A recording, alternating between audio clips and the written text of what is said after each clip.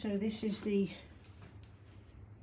twinscape that I found at Wisley with the 2 different markings. Are just beautiful. Obviously I'm keen to make sure I look after it. This little side hustle here is very tiny and flat.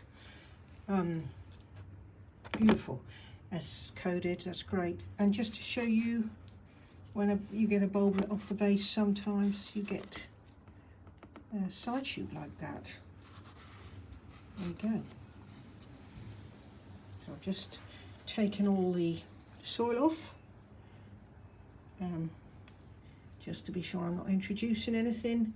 And then this is the nice